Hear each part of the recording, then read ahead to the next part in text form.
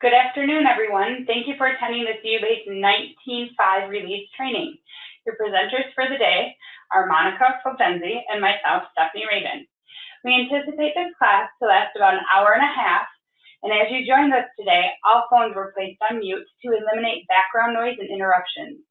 To facilitate answering questions you have during the broadcast, we ask that you use the chat feature. You can find the chat feature by hovering over the bottom of the presentation screen. You should then see the toolbar with a series of icons. Click the one that says chat, then select to presenter and type your question. Questions may be asked at any time. We will be stopping throughout the presentation to answer these questions. We appreciate your attendance today, and with that, let's get started. All right, in this release, we have a wonderful update for those credit unions using RDC. When members post a check deposit using RDC, what's most important to them is getting money into their account quickly. We are now using RDC IQ, which is the fastest way to post RDC transactions to your member account. And it is the most cost-effective for your credit union. RDC is the near real-time posting service solution that you've been waiting for. If you use eDoc Innovations as your RDC backend vendor processing vendor, then take your RDC program to the next level. When a member deposits a check via RDC using the CU Answers mobile app, RDC IQ will post the deposit into the member's account almost immediately. Transactions will be routed through CU-based Gold so quickly that the member will see the funds right away when they view their account balance. If the item is held for review, because it doesn't pass your business rules, then the posting will still be delayed until the transaction is reviewed. Also, because the RDC IQ is posting funds into your account using CU-based, you can take advantage of CU-based automated deposit hold features like electronic deposit hold groups to control holds by check amounts or member relationships. Next, let's look at enhancements to our report queue screen and talk about menus. So the first option we have is a new enhanced report queue screen. So if you access report queue or printers from the timeout window, which many of us do, we hope that you will love the new enhanced screens as much as we do. So on your screen, you see a Work with Spools report in the top left circle in red and a Work with Printers. These are two new labels in the timeout window. Spools file is changed to a Spools report, and Work with Writers is changed to Work with Printers. One button was removed because it is now embedded in Work with Printers, and that is the button Restart a Writer on page XX. That was just moved into Work with Printers. I think I mentioned this before. Spooled report sounds a lot better than spooled files. Yes, it does. So then on the next screen, when you click on Work with Spooled Reports, you will now see the screen you're looking at. I know we've talked about this. I love this screen because it condenses. You had tabs before, and it puts everything on one screen for you. And also, there's a search option, which I know people are really excited for that to come out. And the columns are sortable, and there's a larger list of reports to view. So there's lots of different options available on this, and I think everyone's going to be really happy with them. I know I am. No more paging to the bottom of the scroll, right? All right, so next, let's look at the change settings for a selected reports page, and that's when we click on printing reports. So when a report is selected to print, you're only going to see the options that you need to on the screen. You have a start and end page, and that's listed in case you want to reprint a specific page. The total number of pages is listed, and the event you delete the ending page number. And the program now defaults to save file after printing the report, which is also super handy. Looking again at the Work with Printers screen, you can see that you'll now see more printers on the screen, and the options listed below the printers have been moved to this page as well. So again, it's kind of condensing it, so you have everything on one screen that you should need.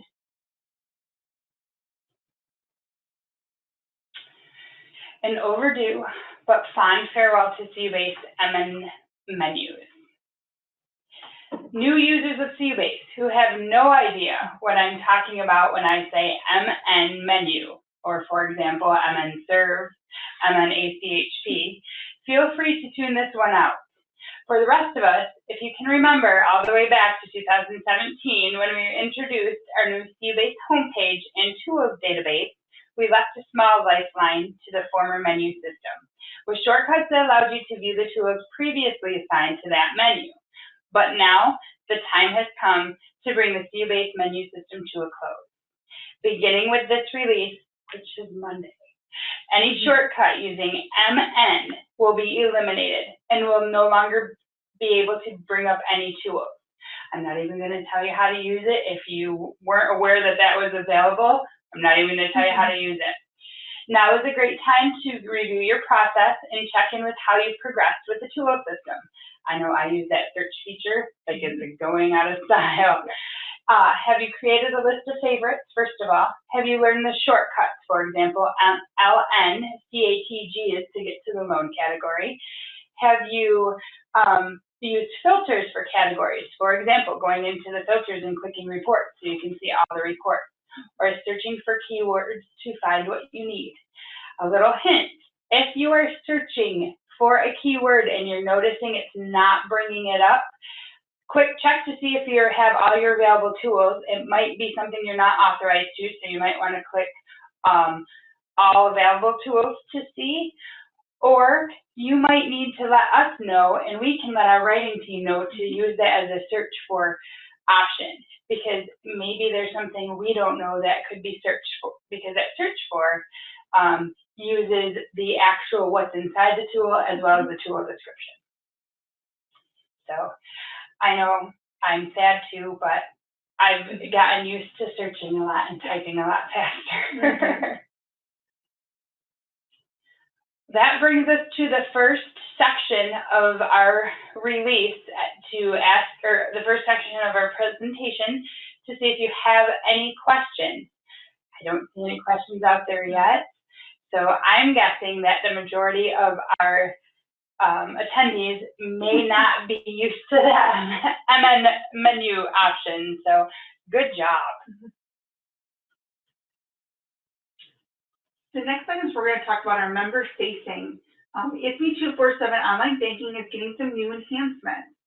The members will now be able to set up custom transfers via text and make principal-only loan payments, both in ISME 247 online banking. We have also removed the fee information for closed-ended loans on member statements.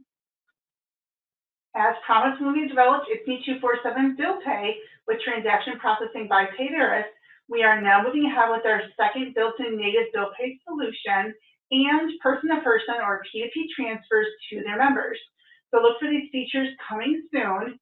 I think we have another training that's coming up soon on that, and please contact the Settlement EFT or see their store page for more information. I'm really excited about this. I cannot wait to have P2P.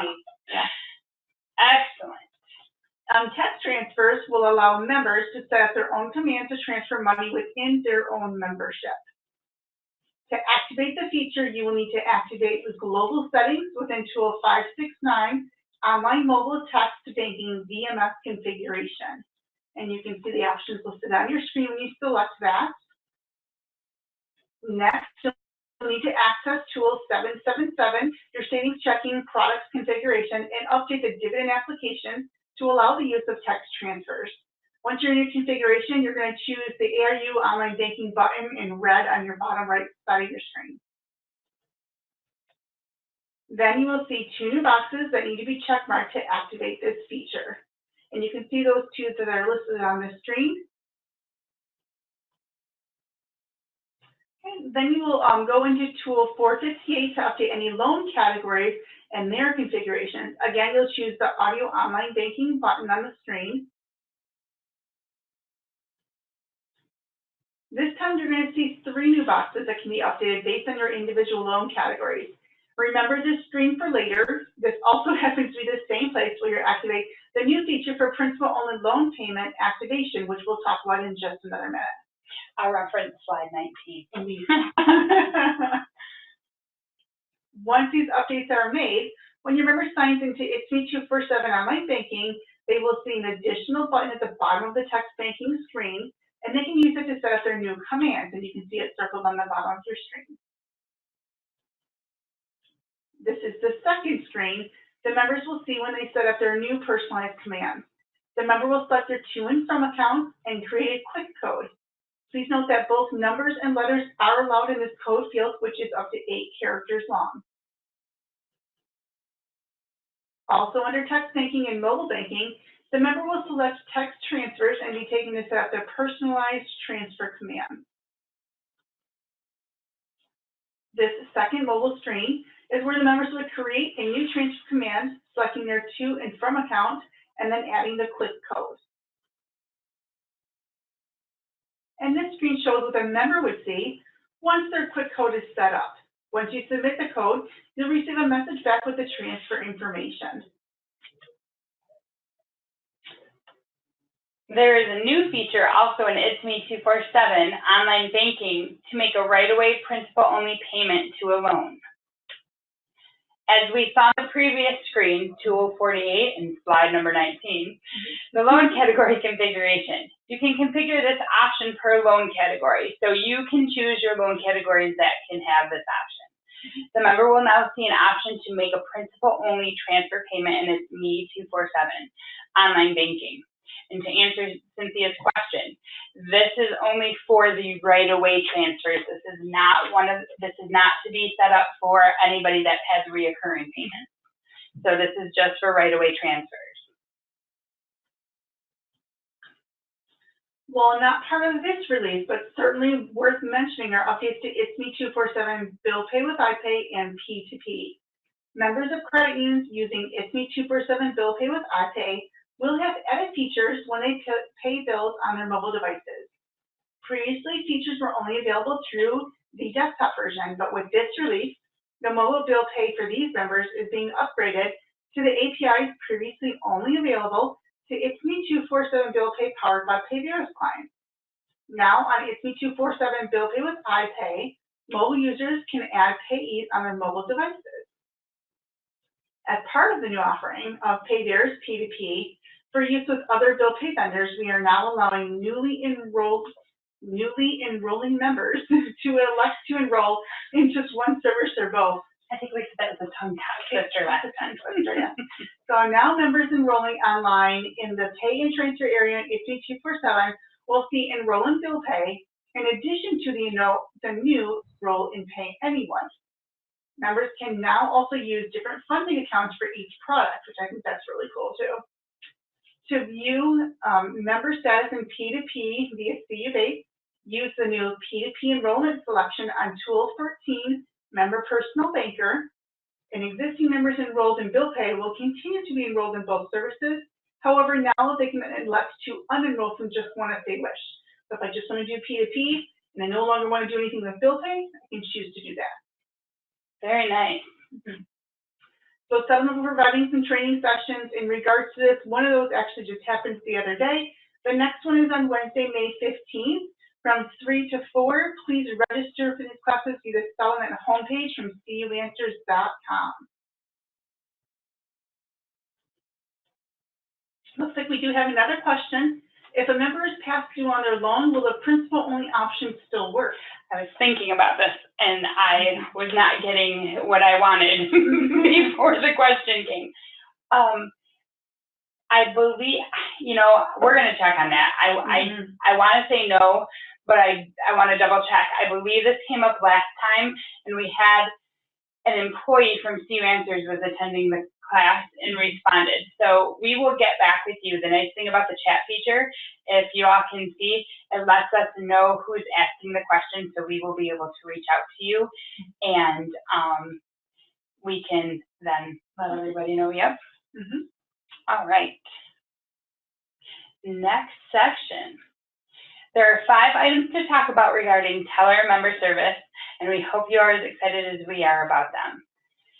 First, we are able to now view check images from CU Base Phone Operator. The next is the new payment matrix override for principal-only transfer options. We are now restricting account opening. For the tracker purge, we're getting down and getting a more granular. selection to that purge. And then we are also then going to automate it coming soon. The last but not least, the new long last name field. I know a lot of people have asked about this.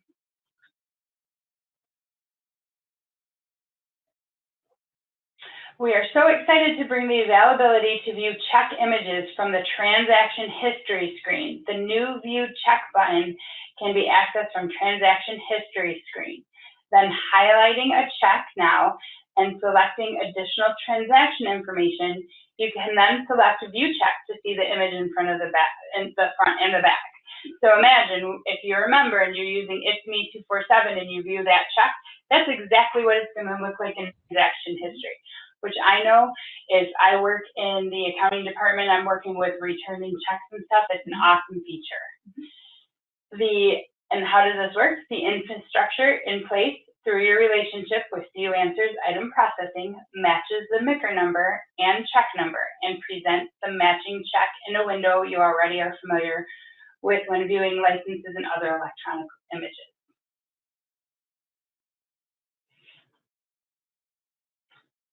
So in the next item, enhancing transfer options to include payment matrix override and principal-only payment options.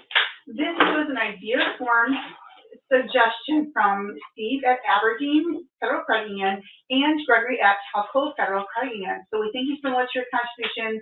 We love getting idea forms here. We love hearing responses from our clients. If we don't hear from you, then we don't know about these valuable tools and enhancements that you're looking for. So we appreciate those coming in, and we have several throughout the presentation today.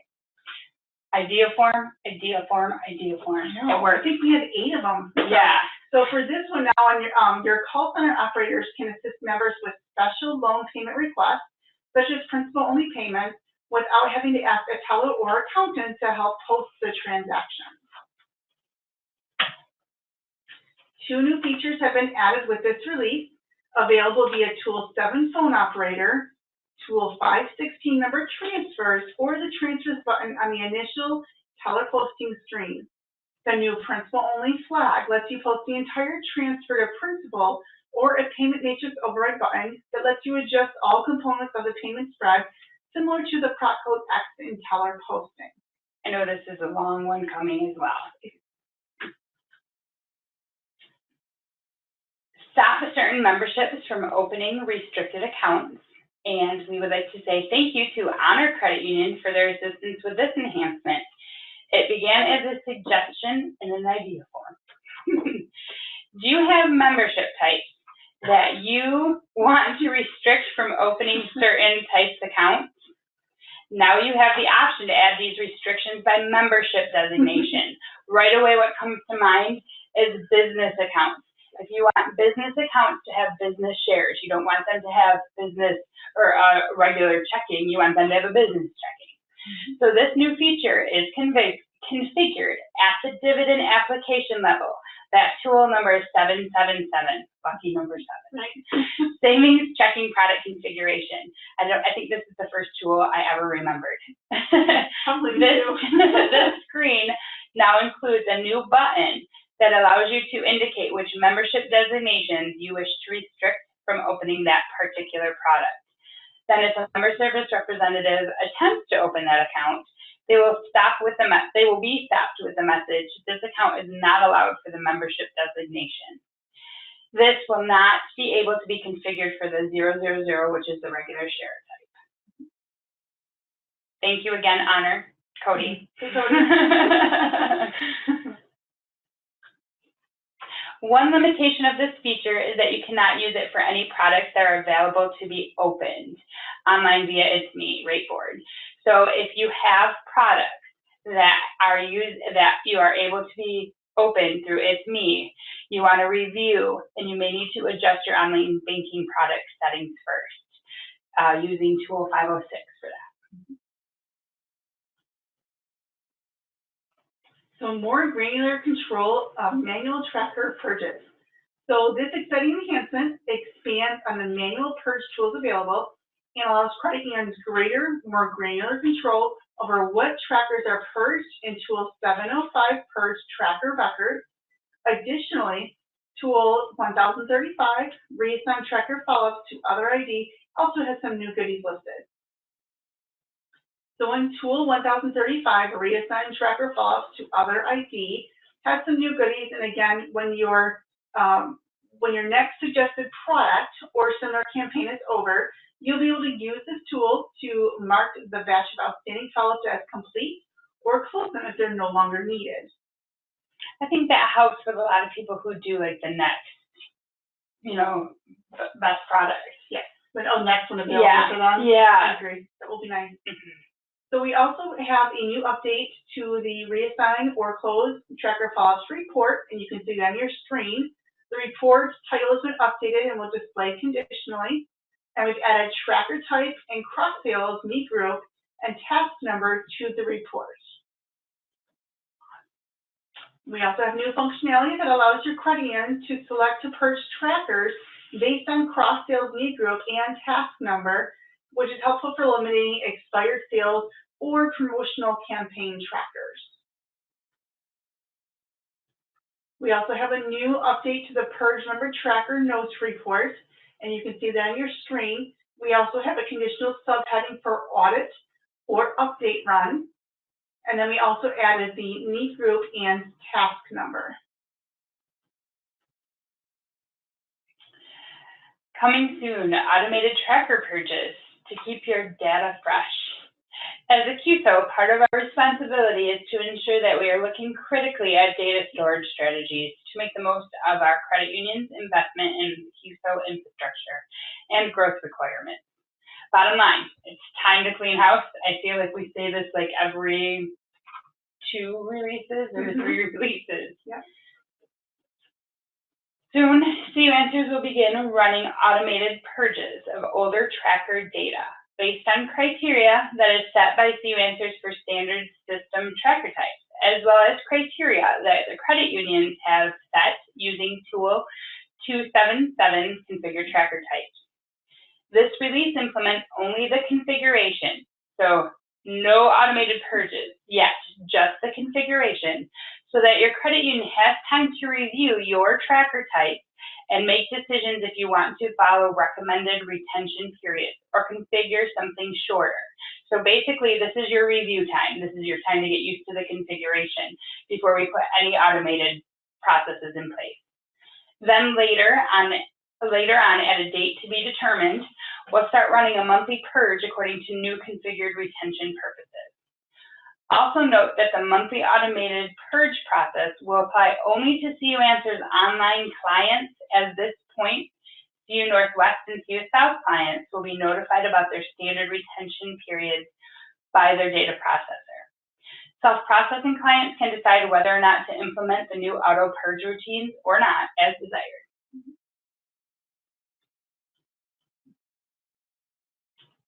Here is Tool 277, Configure Tracker Types.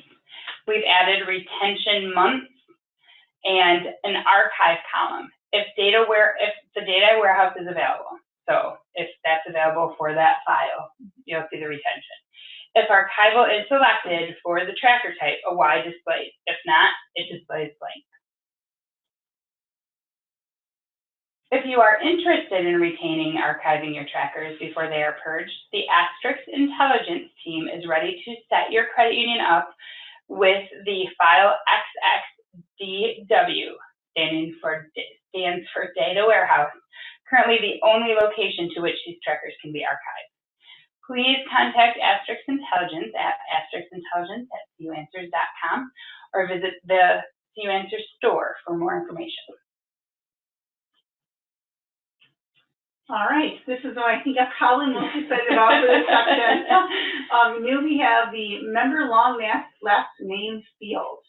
So a name is a powerful thing, and getting it right for members is very important. We've heard idea forms, and we agree it's time to allow for a longer last name in CU base.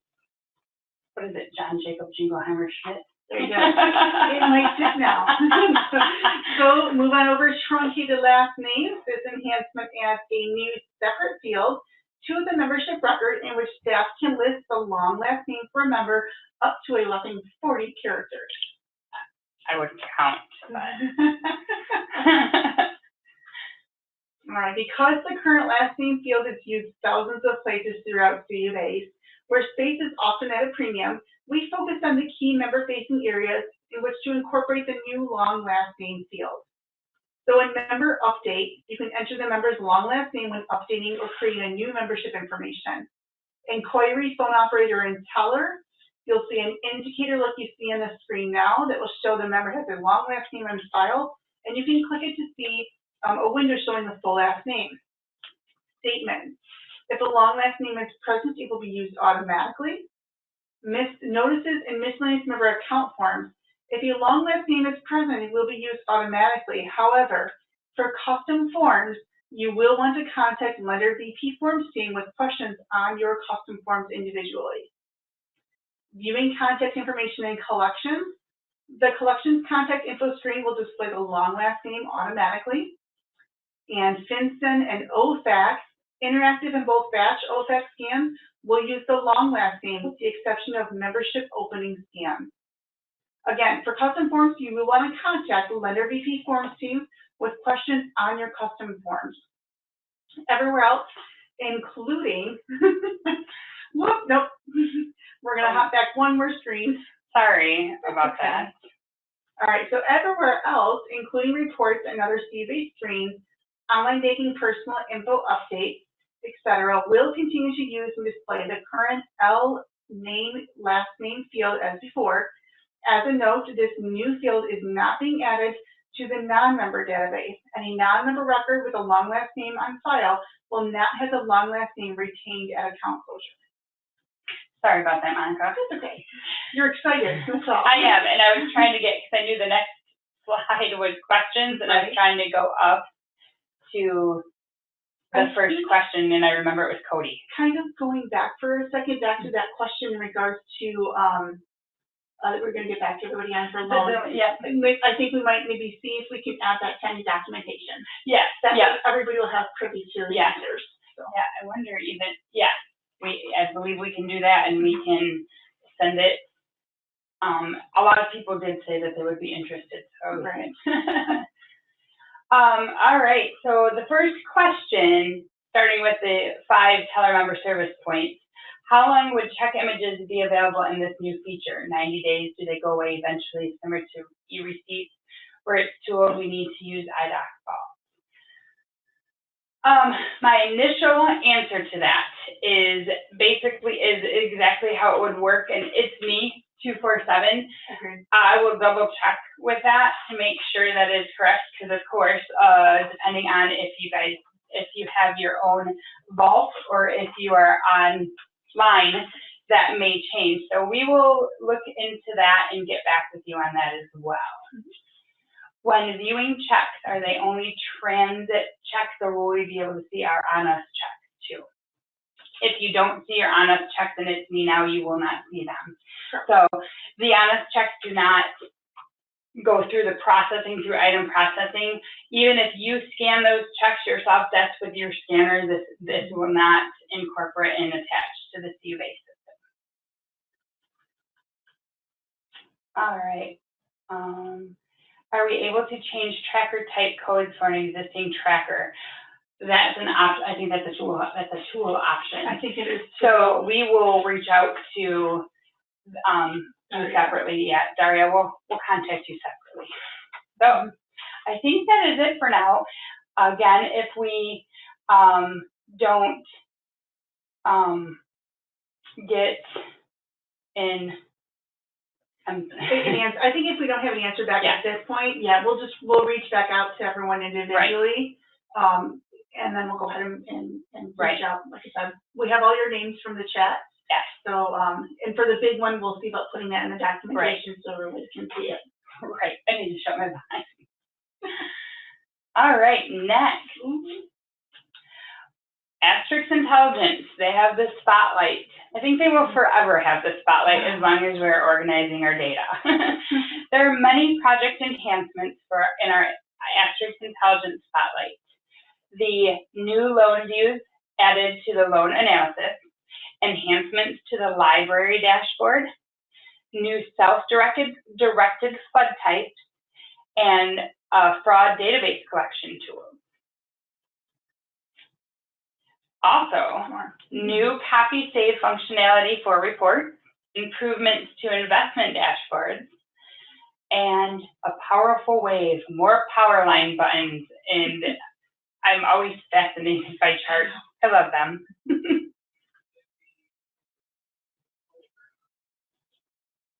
With this release, we are introducing a series of loan-related views for data analysis in order to give a complete picture of each facet of a specific member's loan data.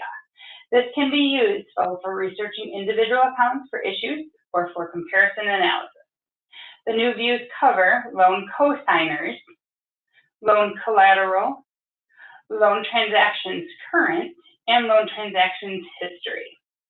We've created these views individually for each section of loan analysis for ease of use, but of course these views can be combined in Tool 100 Report Builder to create the merged loan analysis of your data's analysis dream. So for all you data analyzers out there, this is going to be the best thing.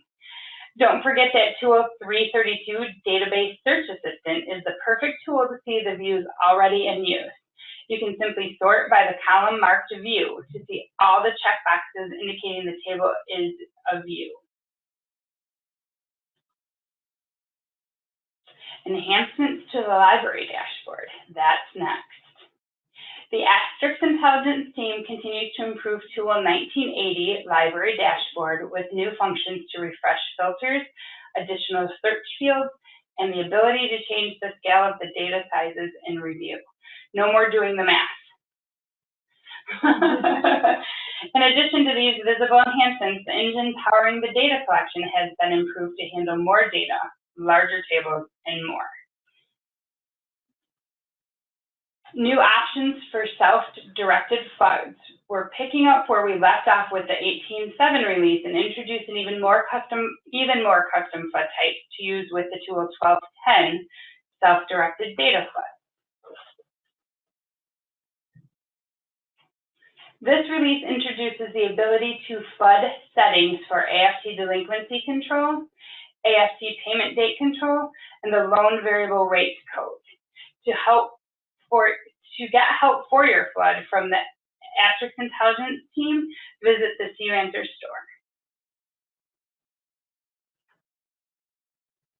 New options for self-directed floods this screen. We now show just out there the AFT delinquency control, the payment control. You can see it all out. We're also working on expanding this feature to allow you to flood your custom tools via the Unique Data Management, UDM, feature coming in future release. What other kinds of data would you like to see included in the self-directed data floods? Submit an idea form for consideration of your ideas. So if you guys have any ideas out there to add any type of topics or any type of self-directed data floods that you don't see out there already, we're ready for your ideas. Remember, we don't know if you don't tell us. Right. So let us know through the idea form. And again, this is obviously it works because a lot of these, release. right. Beginning in 2018, CUAnswer started on a multi-year project to drive a business plan goal to move forward from compliance monitoring to fraud prevention as an active feature of our network. The focus is to make the most of our data-rich environment on the way to building new tools and businesses that can help reduce and mitigate the effects of fraud for credit unions within our network. The first step is to gather the data. In this release, we want to find out what fraud is actually occurring. This new database will give every network credit union a centralized place to log fraud incidents. We will then gather all of the stats to form a network-wide picture of fraud affecting our network. This picture will allow credit unions to begin building block lists to stop the bleeding on specific troubled members and accounts. Then we'll use our new knowledge of fraud patterns we see to build tools that stop those things from occurring in the first place. And you can see the tools listed on the screen. Tool 1730, Fraud Incident Type Maintenance, where you'll configure the types of fraud your credit union and members encounter. Tool 1720, Fraud Incident Status Maintenance, where you'll configure the status of the fraud, such as in process or resolved. And then Tool 1750, fraud incident maintenance, will your add incidents of fraud both pass in as they happen, and tool 1710, fraud incident dashboard, have to have a dashboard, use this tool to view all fraud incidents entered into the system. So we're really beefing that up and really trying to gather all that data. We're letting you get a handle on your fraud. Yes, indeed. Really nice, good grasp. Right. So on these next screens, we're going to look at, this is 1730, this is the fraud incident type maintenance. This is step one, this is where you'll configure the types of fraud your credit unions and members encounter. Step two in tool 1720, fraud incident status maintenance. This is where you'll configure the status codes for fraud that you would like to use for tracing purposes. And then step three, tool 1715, this is where you'll add or maintain your fraud detail records. You'll use various data elements to track the details of the incident, as you can see on the screen. And then tool 1710, which is your dashboard. This gives an overview of the fraud incidents, and you can select filters to drill down into the selected data. You can also use the export button to export the data to your QueryXX library. The default view shown will be the last 90 days, which you can certainly change. And then choose select filters to further dial into the data. So super robust information in regards to that. I think it's going to be really great for our credit unions. Enhancements to the investment dashboard. The investment dashboard, tool number 406, or tool number 993, which is the Work With You investments, both got an upgrade. Within either of these tools, select the analysis button to view your maturing investments and their current market value, as well as a bevy of key top 3 facts for your portfolio, such as the FASB type, brokers, GLs, and calc types. One step further in the analysis feature will allow you to review your maturity analysis by both market and book value. We have a new copy and save functionality in the visual analytics tool, also known as VAT, making creating beautiful reports even easier. Additionally, this investment analysis feature is the new VAT copy and save features as well. All this data at your fingertips. What are you going to do with it? So we've added the option to right-click and copy or save any chart image, which I think is so awesome because I will admit it, I'm not a creative person. So the fact that we can create a chart and copy it and paste it all by the click of just simply clicking and moving it, that's awesome. And then the new symbol on the analysis allows you to copy an image of that section only and then paste the image to your board report or other document. So literally we're giving you, honestly, where it says, where we say, you know, what are you going to do with it? Impress your board, impress your members, because now your reports are going to be awesome. We also have a more powerful way and more power line buttons. So we have the investment dashboard analysis. So as announced in the release 19.2, PowerLines is an integration with CUBase that leads the way for future development in CUBase to web integration. Using the trend lines built for you each day in the analytics booth, PowerLines is a CUBase button that will launch a trend line graph in analytics booth to help you better understand your data. And you can see all the tools on the screen are affected with us. Awesome. All right, questions. I think we have 2 questions. Yeah. So first of all, will this video recording be available on the CU Answers website? Yes. In fact, it's funny you ask. Our auditor is on standby and ready to audit this video and post it as soon as possible because we understand that the release is happening Monday. So for all of you that are needing to get the video over to your staff that couldn't attend, we're on it. We're moving as fast as we can to get it posted. The nice thing about it is if you're not able to view it until Monday, still okay. I don't feel that if you don't know what's happening, it's a showstopper with work, right? Your day-to-day. Yes, I agree, yes.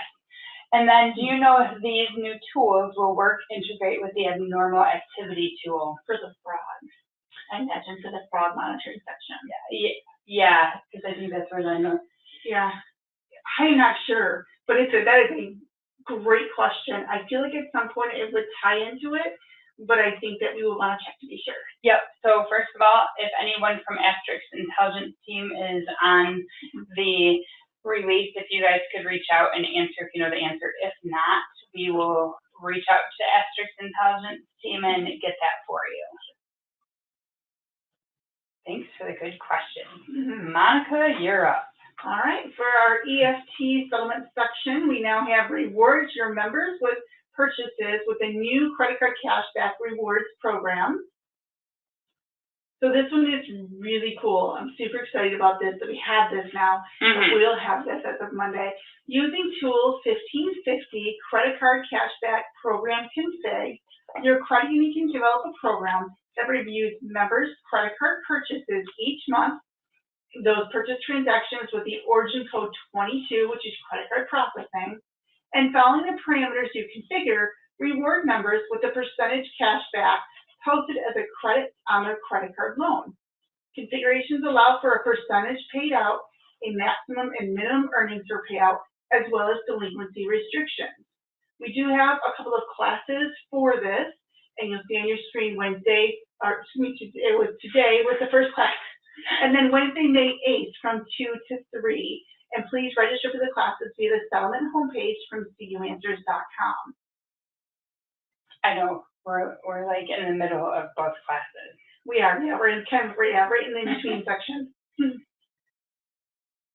So actually, we do have a couple of questions asked. Let's see. I'll get this one later. We currently use iPay as our bill pay provider. How will P2P enrollment changes affect us? So I believe in the previous slide for P2P. Was it just the previous slide? No, it was back there. It was back further. So if you're with transaction with iPay for your bill pay, and with P2P, it will now allow you to have pay anyone. So if you're in pay and transfer at the top of online banking, you'll see two options. You'll see a bill pay enrollment, and then you'll see a pay anyone enrollment. Oh, okay. So, and I think there's more details in the document for the release, but then again, also look for this to be published, and then you can search back at that slide as well. Right, and also, if you do have any questions regarding the P2P and iPay, if you can't make the session that Megan's training on next Wednesday or this past Wednesday, those are also being recorded, but you can also contact Settlement and they can help you with your questions. And I see the next one with the cashback program deduct from the earned scorecard points.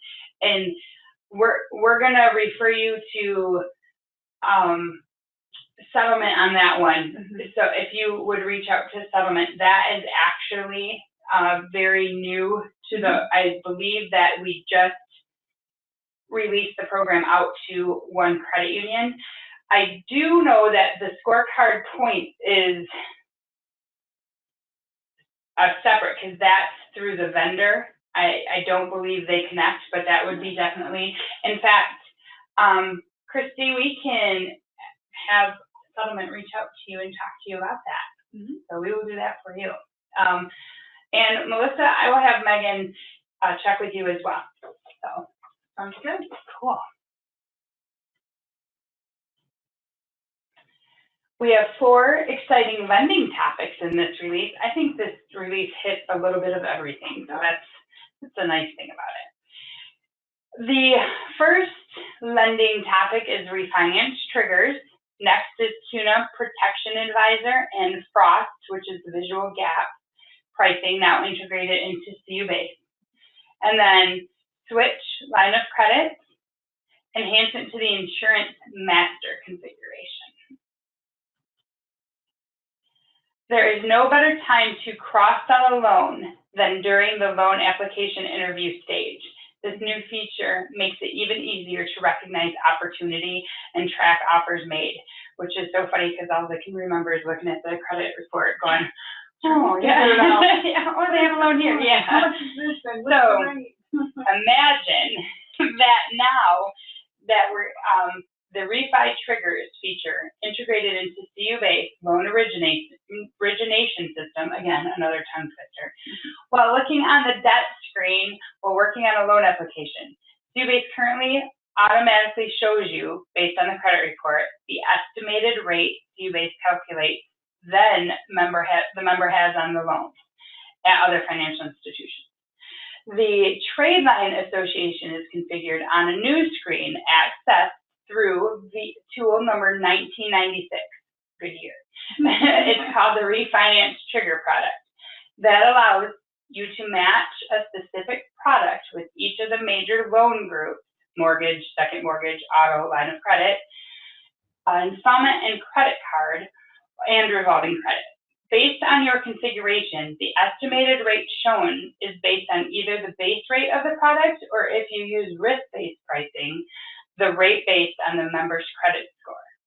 So what we're finding here is we have the mortgage, and then it will have compared to product, second mortgage compared to product, and so on.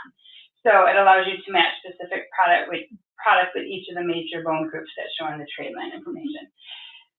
This looks a lot better than looking at a credit report. It does. I really like how if you use risk-based pricing, if the rate is going to be based on the member's credit score. So you're not looking and saying, okay, well, this is the base. Right. But what is it really going to be for this member? I love that it figures it out for you. Right. Like you're not looking at. It's so handy and quick. For sure. And then you can just like that. So I feel it doesn't feel to the member like you're trying to sell them something. You're really trying to do what's best for them. Exactly.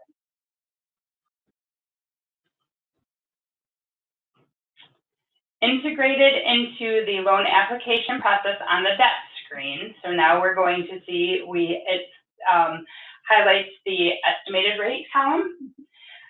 Where your credit on the debts where your credit union offers a better rate with a comparable product. So green for consumer's loan and yellow for credit cards. So you can kind of identify which type of loan we're given the rate. Yep. Click the magnifying glass in the refinance column next to the debt to see the potential refinance calculation. So again, doing the work for you. So you're like literally just going from one to one, and the member's gonna be like, wow, you guys really care about us. The checkbox on the screen notes that an offer was made to the member. So we're not, again, constantly bothering the member. We've talked to the member said, yeah, that sounds like a great idea, or, no, I'm not interested. So we're going to check and say we've already talked to them about it. That's going to be so helpful when they come in and, somebody else can maybe work on the loan and they see it's checkmarked already and they're like, okay, we're going to talk to you about that, or they have not been talked to about that yet. Let me talk to them. Right.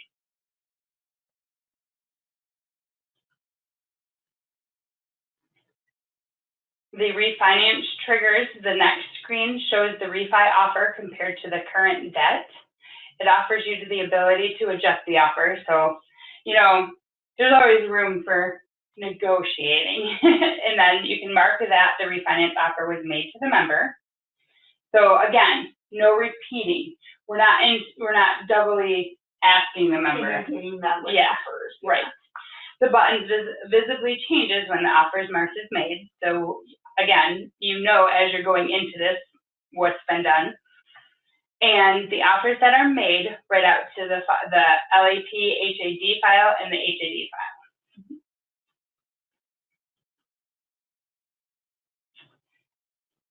Showing that the refinance offer was made. Also, we offer the ability to mark that the offer was made, see that the refinance offer was made on the debt screen, and write out to that file. So this is just showing that clear, like you could clear it if you wanted to.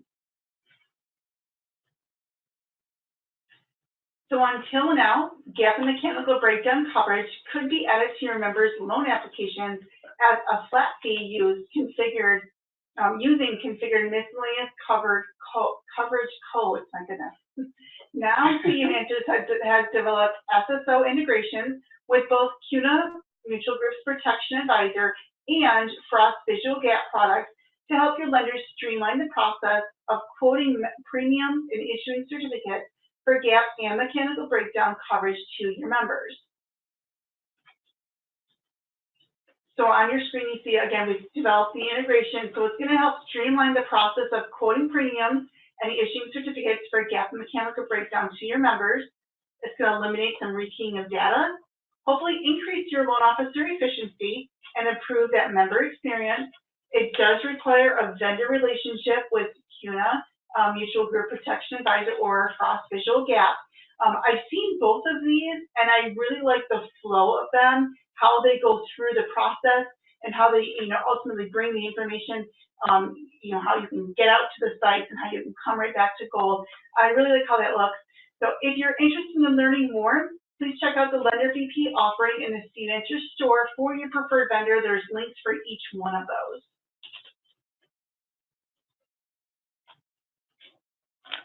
Thank you to Notre Dame Credit Union for their assistance with this enhancement, the Switch LOC. The Switch LOC automates the switch of the interest-only loan to principal interest-only loans. I feel like, remember when we switched, you could do switch the loan category and credit card? Yeah. I feel like this is just as exciting. Me too. So with this release, we have a cool new feature. Obviously, Monica and I are excited about it. That can be used to automatically switch an interest-only LOC to a term payback of principal and interest. Because right now, you're paying it off and creating a new loan. So this is just exactly, like I said, how we feel when we released when you could change loan category, when you could change it on the credit card. It's that much easier for you, the client, and the member. Mm-hmm. Check out the Lender VP offering in the CVenture store if you're interested for more information. Enhancement to the insurance debt protection miscellaneous coverage configuration. When configuring loan insurance and debt protection codes, you'll now be able to choose from a list of vendor names, such as CUNA, Allied, State National, etc. This data will be included as a part of the table containing these configuration settings. The table name for all of you report builders out there is INSMS for query purposes and other uses down the road. And the provider name will appear on the screens where the codes are set up on the loan. You'll also notice that the initial screen used to set up the codes, 20465, the loan insurance debt protection configuration, has been improved to show more information about each code and allow for sorting. It makes it easier to manage your configured tools. Again, this is the screen that when you select the tool, you don't have to choose the code and go right in. You can see this from the minute you select the tool. This is another option that I like the fact, and right again, investments come to mind, accounts payable comes to mind, where you go right into the tool and you can see everything, so you know right off the bat what you're working with. You don't have to go into that second screen. The new provider code on the initial coverage screen, I have to laugh because it's called provider code, so we know it's a code. It allows you to look up all of the configured providers. So we have a little search field. So when you click on that magnifying glass, it's going to pop up the window that gives you all your providers. All right, time for questions. I feel like we ended on a good note with the loan portion. It was a lot. Right. So we do have one question. How is it going to know, and this is regards to triggers, how is it going to know what type of collateral or miles it would have? How does it estimate a mortgage when it has escrow? Most credit cards don't have a rate, so how will that work, or will that not work? So three separate questions in regards to like an auto loan, and then you've got your mortgage with an escrow, and then your credit card. So you're hitting each one of those three categories. So I don't know that it's really going to be able to do that at this point. Again, idea form, that could be an option on the next screen maybe at some point. Right. And right now I don't think that it's taking into all those considerations. I think it's just straight up, this is a mortgage, this is what it's going to be.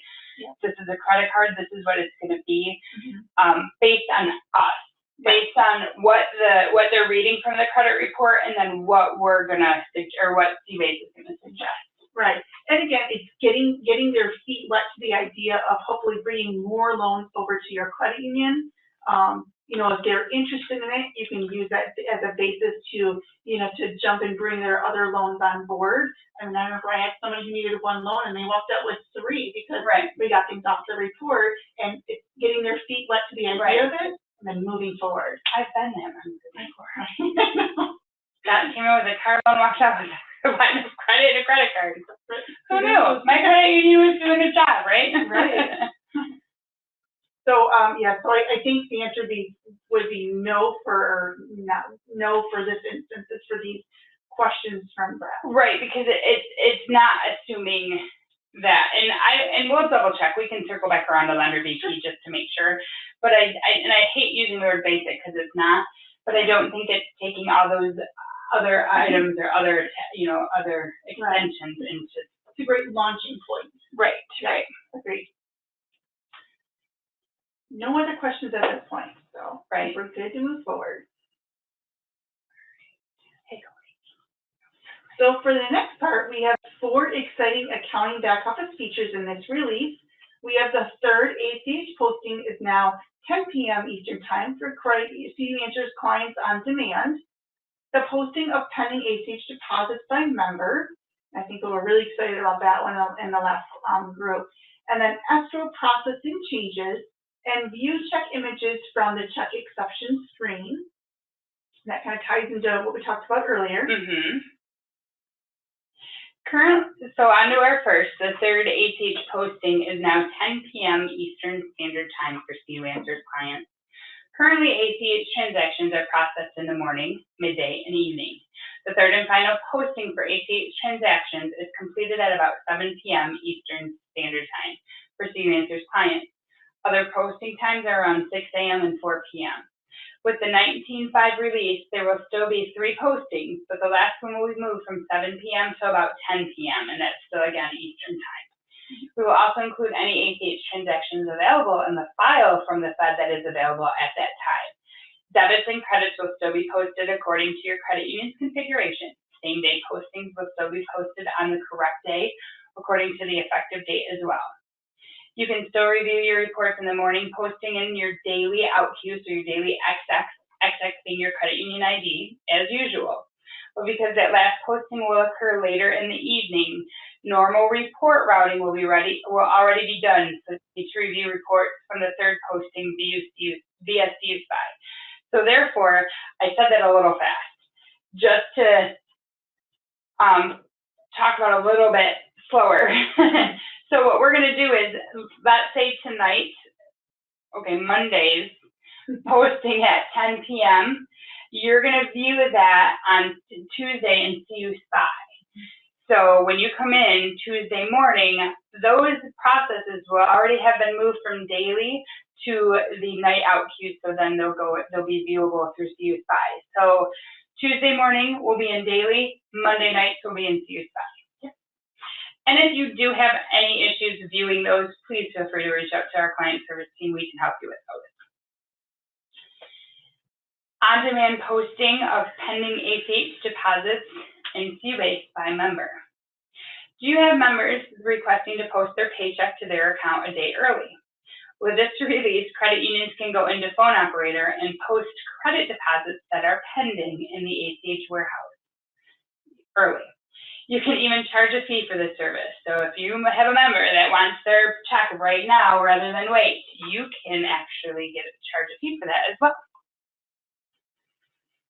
To activate this feature, you will first need to work with client service and education team. Self-process, this is in the CU Master Perimeters. Either way, if you have any questions, please contact our team. Then go to tool 569, which is online mobile text banking VMS config. It's a mouthful.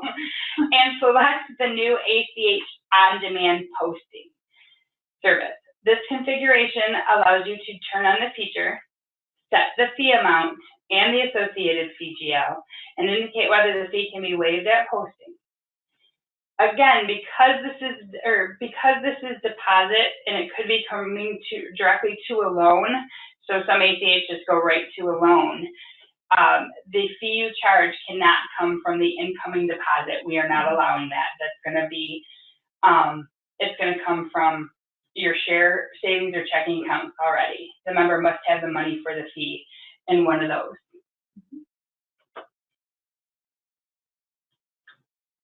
Once activated, your employee can post your member's pending deposit by selecting the Go button above the ACH column in the phone operator and selecting the pending transaction.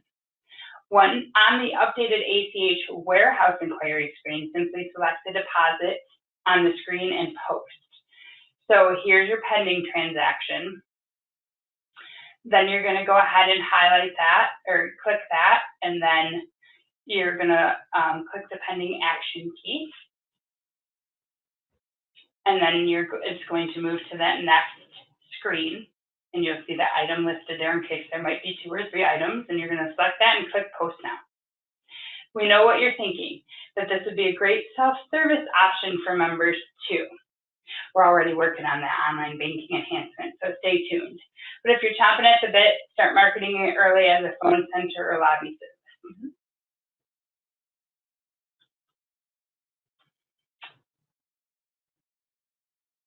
So what we're going to see on the screens is that the fee defaults to the 00 suffix. Then you have your magnifying glass button that displays the additional suffixes as well. The current and available balances for the fee. Waive fee checkbox will only display if the option is allowed in the configuration. The fee will post as a separate transaction, so you're going to see your ACH posting and then the fee. And the fee amount must be available in the account prior to the deposit being posted. So we're not going to allow for that deposit and then take the fee out of there. You've got to have at least the fee amount in that savings or checking. And not only can it not be taken from the actual ACH coming in, it cannot be taken from a line of credit account either.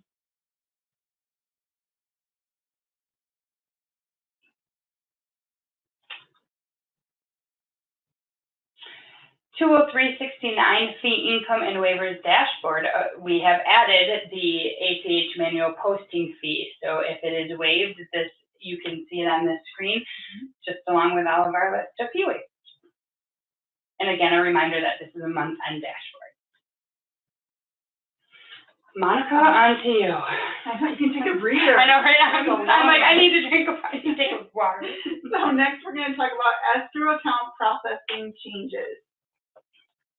So moving forward, you will see in tool 249, I always say tool number now. Yes, break that up. So tool number 249, configure escrow payees. We do have some enhancements and the search criteria, which will prevent entering the same escrow payee twice. More information about the escrow payee displays on the initial screen, and the columns are now sortable. A lot of the columns and screens are becoming sortable, which I love that feature. Right, and I think I believe, because I noticed that we have multiple enhancements to some dashboards that we are starting to make sure that all of our lists are sortable. So those that are not yet, I'm sure they're coming. Yes. All right, again, in tool 249, configure escrow payee information on the screen. You can see we've added automatically advanced policy expiration date. And with this turned on, the expiration date will automatically advance 1 period for the payee when payments are processed. This new advanced date will update the collateral record policy expire date. So again, 2-shot deals, you make 1 change and it's going to flow right over to the other screen. When working with escrow disbursement records in tool 570, open, update, escrow disbursement records, the property address from the collateral record will appear. And if the loan has more than 1 collateral item attached to it, you'll see the message multiple collateral records exist. I think that's really handy to have that there. For sure. There will be more lines available to enter comments to describe the escrow disbursement record. There's also an added feature that will automatically update the policy expire date on the disbursement record when the disbursements are processed for insurance and PMI escrow types. This means manual maintenance will seldom be required to keep your records on insurance policies up to date. Now, it's important to recognize that the new functionality for automatically advancing the policy expiration date on the escrow disbursement and collateral records will be turned on for all your existing escrow records when the release is implemented on Monday. This means, to be sure, it's Monday. It's Monday. It's coming. That means that the first time you disperse your escrow funds, policy dates will be modified automatically by the system. If you do not want this to happen, you must modify the escrow record via tool 249 configure escrow payees before you process your next escrow disbursement. So probably not on Monday, but whenever you get ready to do your next escrow disbursement, you just want to make sure that you recognize that, change it if you need to, and just recognize again as of Monday after you do that. As mentioned in the member service section of this document, you can now view checks in Phone Operator. Additionally, the new View Check button will now appear on the Share Draft Exception screen. You can get this by tool number 986, Work Member Check Exception File, tool number 986. In tool number 986, titled Checks 1, so that just reminds me that this is the first step. Click the button to view an image of the check. The check will appear even if it is an exception due to an invalid account. As mentioned in the Teller Member Service section, this is available for CU Answer item processing clients. I think it's going to be really nice here to have it. I think it's going to be great for processing and just click and see that visual. Right. That's going to be great. So I remember I had mentioned that, now going out to your check viewer, you can do it in Phone Operator, but it's even easier because you can do it here as well. Right. Alrighty, accounting questions. So I'm going to go back. We're starting here. How early are you able to post pending deposits? The minute you see it hit pending, you can post it. We already have the money when it is in our ACH warehouse, right? So we will not run the risk of losing the money if we post early. That is correct. So if you want to think of it like that, if you guys ever look at and help me with the tool, the Smart Operator tool, the 802, tool number 822. 822. You were close? I was one number. Tool 822 Smart Operator. When you go in and view, you can see when we receive the file in. At that time, when we receive that file in, they become warehouse. The only thing that our operations team has to do then is post it. So yes, the money has already been received in. The only thing is it's an effective date, so that's why it's not posted yet. So yes, the money is there. There is not a risk of losing the money. We have one more.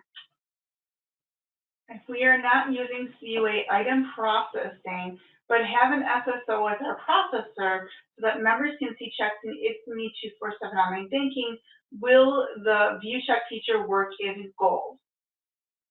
I think right now it is only for CU Answer's item processing clients.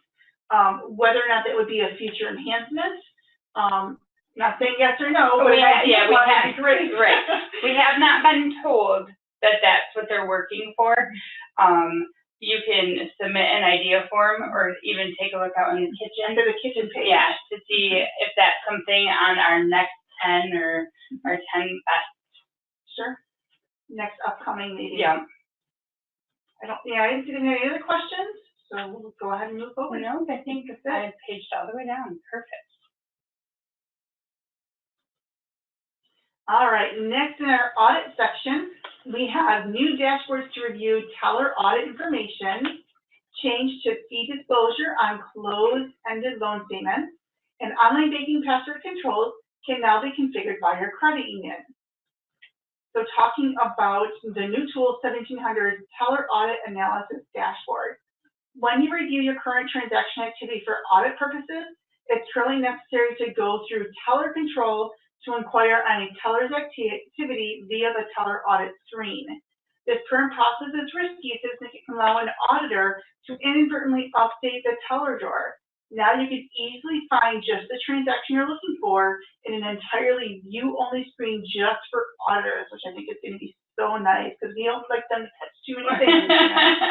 So Tool 1700, the Teller Audit Analysis Dashboard, automatically shows the previous day's transactions since that's what's mostly used by auditors. You can move to the current day or back to view a complete 3 previous months of data. You can view both the active and deleted audit keys or sort between them. And the dashboard includes extensive search fields for all data presented. And again, all columns are sortable, as you would expect from any CE-based dashboard. Note that because this dashboard builds 3 months of transactions on the fly, it might take a few seconds to load. So it's gathering a lot of data, especially from the larger credit union. Right. It's got a lot to pull in, so give it just an extra minute. And as you can see on your screen, you can search by teller ID, transaction amount, processing date range, processing time, account number, audit key, and delete flag, which reminds me so much of when you're looking in the audit screen inside Teller. Right. So 2 things. Even for outside auditors coming in or internal auditors, I know I get nervous when we have to go look at the Teller audit. This will be awesome because, and plus we have that new feature where if the teller is balancing the drawer, you can't get in there. Best thing ever.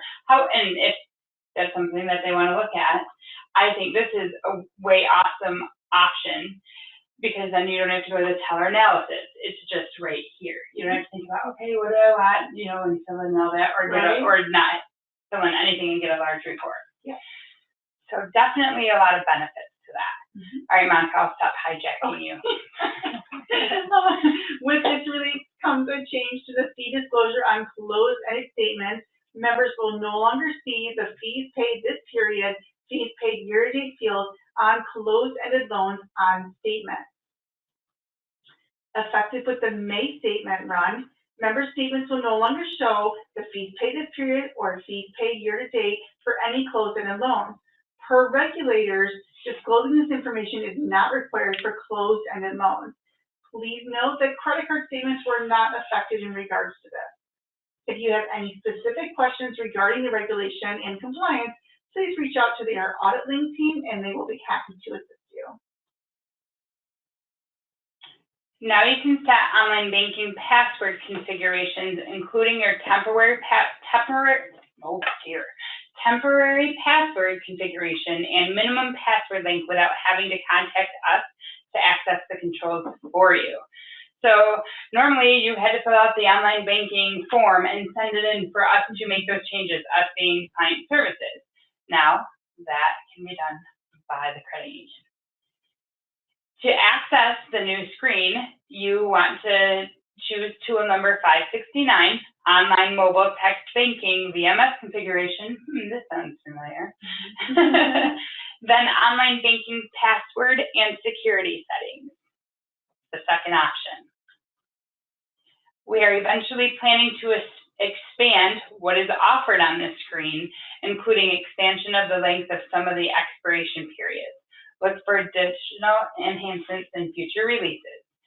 This screen gives your credit union the ability to manage settings without having to contact us, as we said before. Remember, the form had to be filled out, signed, and then submitted into client services.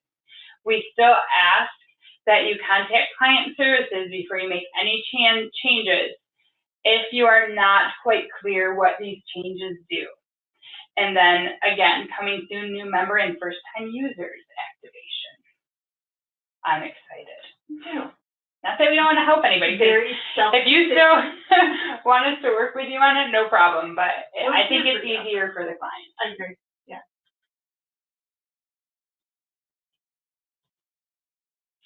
All right. Any questions to the audit section?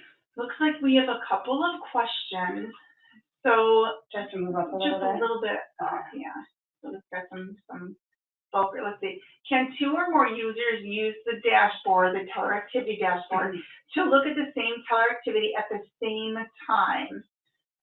If they are balancing, would that impact the dashboard like it does today, going through and exiting the tool? I think the dashboard itself goes through end of day, so you will not be able to see the current day processing. So that is as of end of day. And then I believe, yes, you should be able to go in and two people should be able to go and use the dashboard. Why not? You're not at the dashboard, just phone data. Yep. The next one was in regards to the previous section. I think their sound cut out, it looks like. So it was just in regards to if you're not using CUA item processing, but have an SSO with another processor, so the members can see checks inside it's 247 online banking. And right now it's only for CUA item processing clients. Again, we maybe said look at in the kitchen page to see if that's something that may be upcoming. Then if you don't see it there, again, please submit an idea form. Yes, thank you. All right.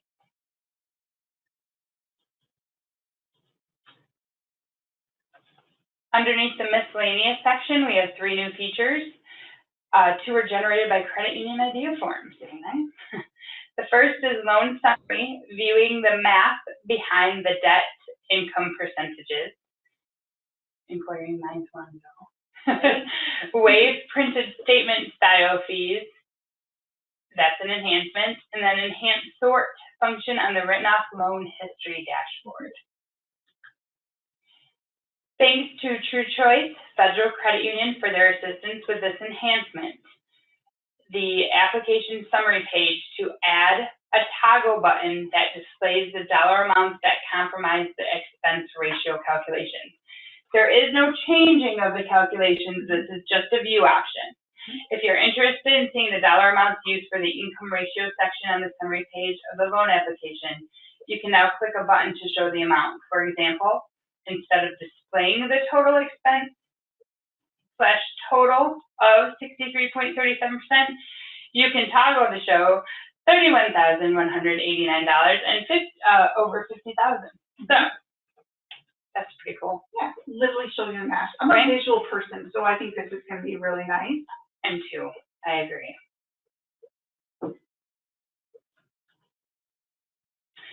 Tool number 2 and 53, the loan application process screen, there is a new button to toggle between the percentages and numbers that compromise the expense income ratio. So wherever you see that little toggle button, you can go ahead and click it, and that will change the view. On the screen, you can see the toggle button has been selected, and the math used to calculate the ratio is showing on the screen rather than percentages. Tool number 476, loan write-off charge-off history dashboard can now sort by the open date on the loan.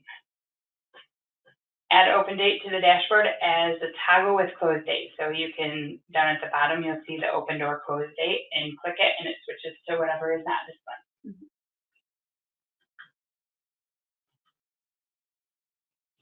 So now waive printed statement style fees based on specific combination of savings and loan balances is our next item to talk about. And again, thanks to First Street Credit Union for their assistance and idea form regarding this topic. Currently, you can waive statement style fees based on aggregate savings and loans. Now, new checkboxes allow you to pick exactly what kind of savings or loan accounts you want to include on that calculation. So SH, SC, CD, IR, TX, LN, and OC, and you can see those all on your screen in the red box, and you can select those as needed. Enhancement to automated query screen display of stored files versus query definition files.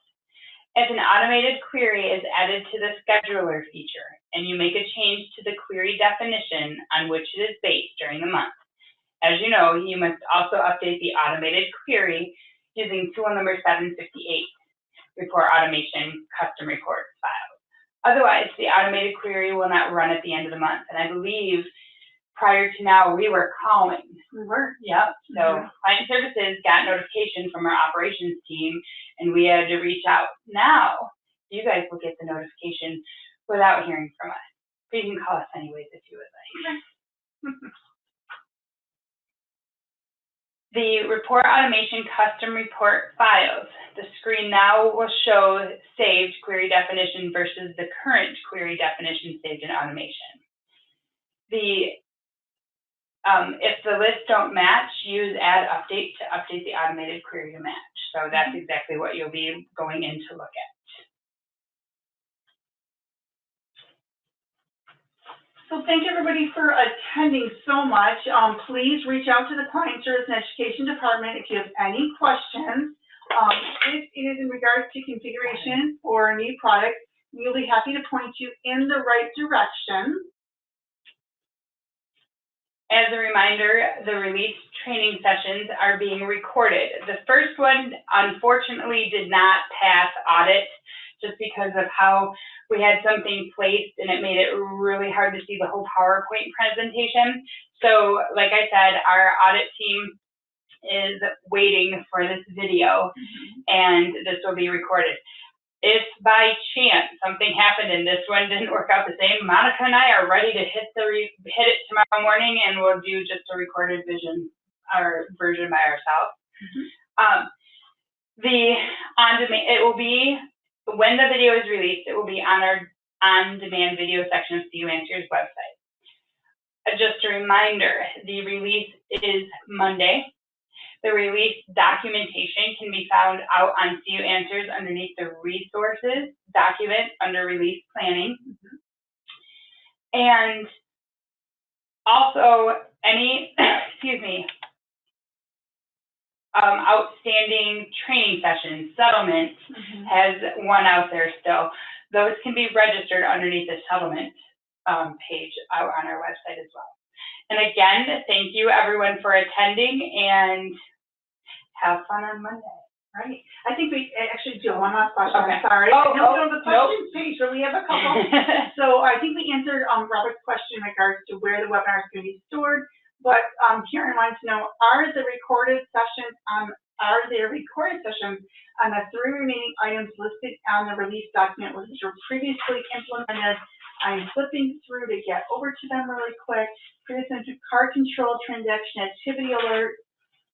Now view statements in the mobile app and show your members' credit scores online with Vantage Score. Those actually have documentation listed out on CU Answers reference. They will be listed. Those 3 items, we have updated our documentation to list those. Yes. So there's not a recorded part of that in regards to it, but please go out to our website and look for that. And I know when in the release document, it even tells you there's a link in there to go to the IRC store. There's a for 2 of the items, and the 3rd one you can go to the CU Answers store for the Vantage Score, and you can talk more about that with Lender VP. So I think we answered all the questions. I do, and I don't know if I said it before. I think I did in the beginning. That chat feature, we are able to go back and look through all the chat features. So we will make sure. There was one. Cody, I don't know that you heard our answer, but we're just going to email you our answer because we saw your question. So we'll email you the answer.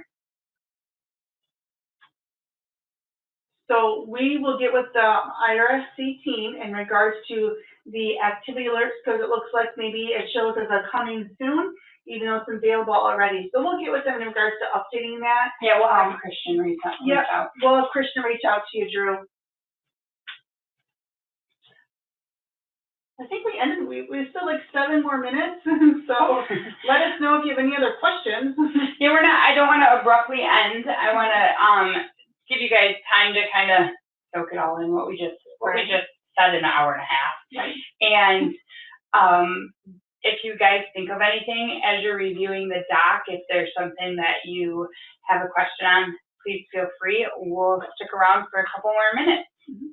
Again, thanks everyone for attending. Thank you.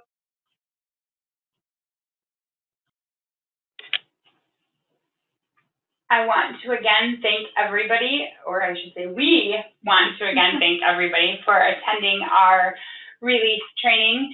As a reminder that the release video will be on demand in the on-demand video section of CU Answers website. If you have any other questions as you review, please go out and contact us either through Answerbook or contact us through